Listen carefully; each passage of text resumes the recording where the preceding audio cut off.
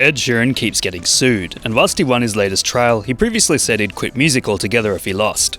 The pop music has found himself in court multiple times over the past decade, as in true industry fashion he finds himself the centrepiece of frivolous settlements.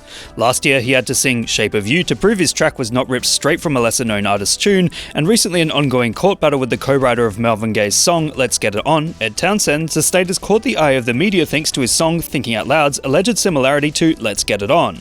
What's interesting is that initially, the claim over Thinking Out Loud was lodged in 2017 by investment banker David Pullman and a company called Structured Asset Sales, which has acquired copyright interests in the Marvin Gaye and Ed Townsend song. Thus, the fact that descendants of Townsend continue to push the case seems strange, considering it became quite the drawn-out battle, as they sought $100 million in damages. Of course, Sheeran has absolutely denied these claims, and owes his win to his team as his lawyers have stated no one owns basic musical building blocks, and that the two songs share versions of a similar and unprotectable chord progression that was freely available to all songwriters. Sheeran personally noted that, "I mash up a lot of songs at gigs. Many songs have similar chords. You can go from Let It Be to No Woman No Cry and switch back," which is true. Adam Neely has given an excellent rundown behind the music theory here, and notes that the Axis of Awesome's 4-chord song does exactly the same thing in an extremely clever manner to make the point that it's very easy for pop songs to be mashed together.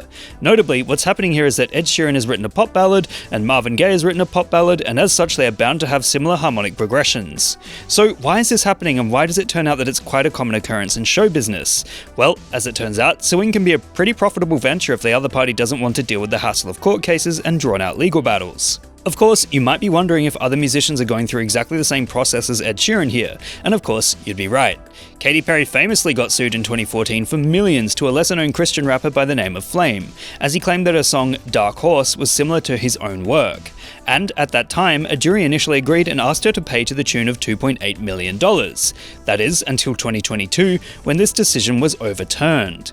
In an interview with Rolling Stone, Lucas Keller, the founder of music management company Milk and Honey, claims that heritage publishers who aren't making a lot of money are coming out of the woodwork and saying, "We're going to take a piece of your contemporary hit." It's gotten to the point where these massive multi-million-dollar artists are spending hundreds of thousands on insurance policies protecting them from losing lawsuits. So prolific are these lawyers interested in making bank off of newer music. It's certainly a grey area, however, as no one seems entirely sure how to proceed further in order to prevent these issues from popping up. Ultimately, what it comes down to is the fact that music is finite. Sure, there are millions of combinations of notes, beats, and melodies, but there is no such thing as a completely original song anymore. Every piece is built on the efforts of prior artists, even the music Ed Townsend wrote when he was just starting out. What's clear is that there needs to be better rules or regulations surrounding these cases. There needs to be cemented definitions of what can and cannot constitute plagiarism, and whilst I'm an amateur musician myself, I cannot even begin to professionally state what these rules might constitute. Especially as the concept of AI music draws closer, the fact that so much of modern music will sound similar will only be exacerbated as AI will create styles out of what is already available. In short, Ed Sheeran being consistently sued is representative of a much wider problem in the music industry. Artists are scared of their work being described as plagiarism by those who wish to make a buck off of settlements. That being said, there will always be bad actors who genuinely do copy songs or styles from those who innovated them and claim them as their own, which is why this system exists in the first place, to protect innocent people from that.